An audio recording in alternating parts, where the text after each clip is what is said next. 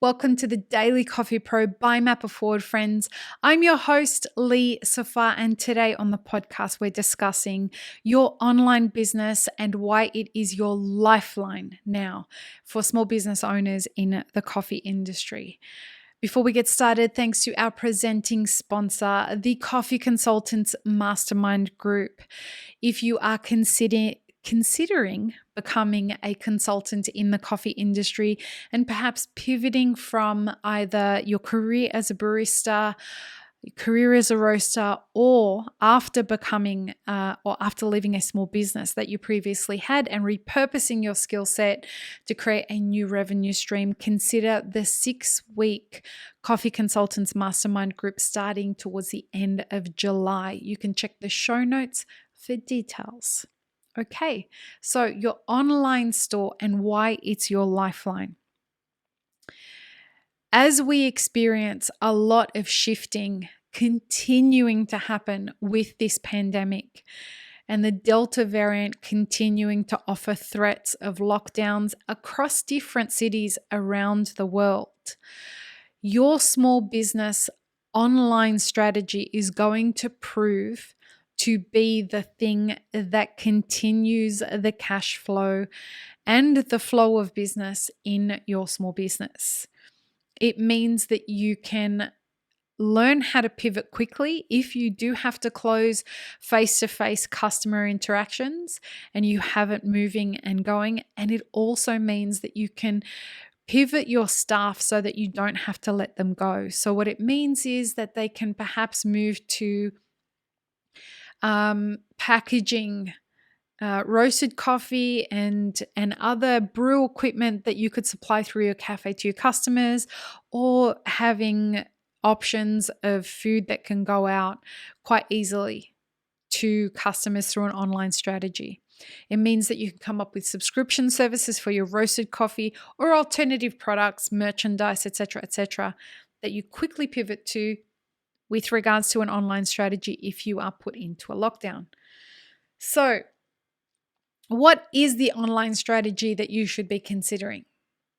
There are a couple of things. Having sales through a website is not the only thing that you should be thinking about right now, although that is super important. It is the highest priority that you have right now so that you can make sure that you are in control of as much of your profit margins as possible.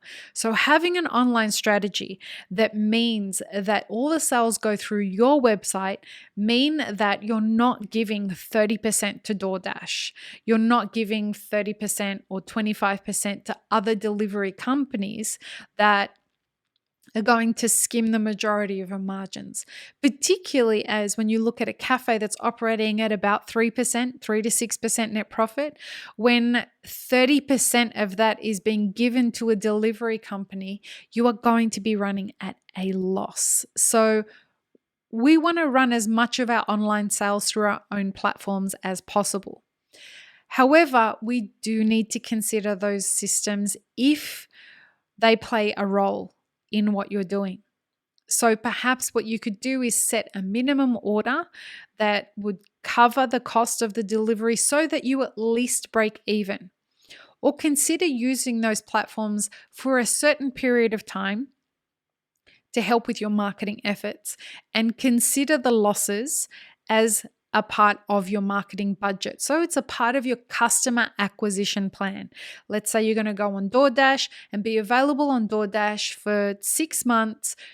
If you incur any losses, that's going to come out of your marketing budget. And what you're going to do is maximize the information that you collect from those customers so you can market directly to them and perhaps sell directly to them through your website, and find a way to make that system super smooth so that it's just as easy for them to order directly from you as it is to order through Uber Eats or DoorDash or any of those kinds of things. Now let's look at social media. Social media is getting very savvy. Facebook, Instagram, TikTok, a lot of these platforms are now finding ways for you to buy directly through them.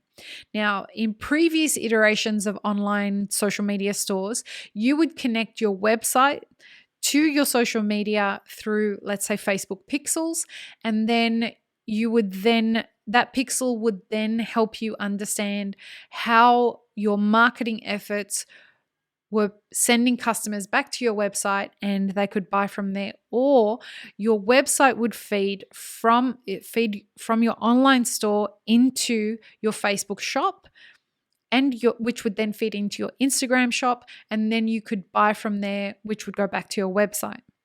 That's all changed. Now what happens is you can have your products created in your Facebook shop, which will then feed into Instagram, so that your customers can purchase directly through the Facebook model. Facebook owns Instagram, so they're kind of the same thing. So what happens is that your customer's payment will be processed through Facebook or Instagram, rather than them leading you back to your website where you will purchase from. Your customer will purchase from your website directly.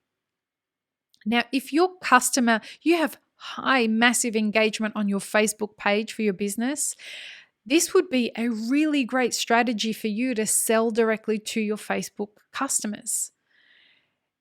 If Instagram is your space where you are worshipped by your customers, that's the best place for you to start considering making online sales.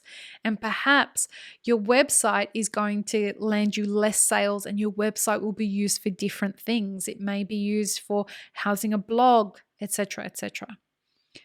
Either way, a part of your customer acquisition plan and your retargeting and resale strategy needs to be all encompassing for you to understand, where do you find your customer online? How do you market to them? And how can you convert them from a lead into a hard sale? As you can see, this isn't just as simple as, well, I'm going to do all of it. Let me tell you, doing all of it is exhausting. So what you need to start doing is thinking about this more strategically. Who is my customer? So what is your customer persona? Where do they live online? How do I communicate with them online? And then how can I sell to them online? These 4 very, very important questions are going to determine the success of your online strategy. Now, if you can cultivate this and nail it, no matter what happens with the pandemic, no matter what happens with all the other fuckery that's going on in the world, you will continue to move forward. It means that you'll have to adapt your product. It means that you're going to have to figure out your shipping strategies. It means you're going to have to learn how to listen to customers. So if a customer is saying to you, I don't want to pay extra for shipping, okay, how do I make sure that I build that shipping cost into my selling strategy so that I'm not losing money? What is the best way that I should be shipping? Am I going to be shipping into my local area, or am I going global?